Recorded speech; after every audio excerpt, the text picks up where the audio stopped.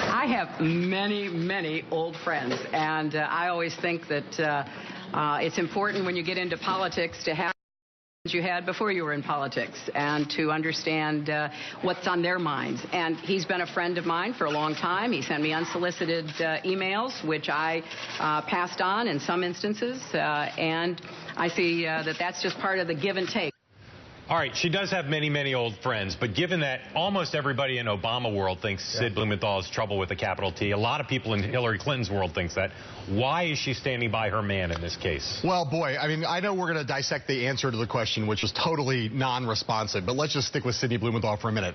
Shady would be a kind description of Sidney Blumenthal, but there are two things that are true about the Clintons in this area. One, they like people who work in the dark. They like that.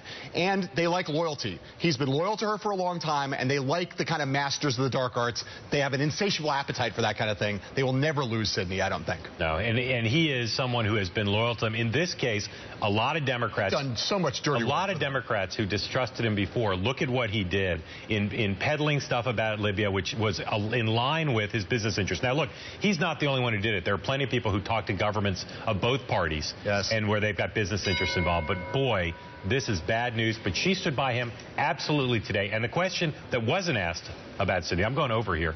This is key. The question that wasn't asked was, James, did you know that he had interest? Because if she knew he had interest before Libya and she was sharing that information, bad. And if Sidney Blumenthal didn't tell her that he had business interests in Libya and he was sending those emails, she should cut him off. This question was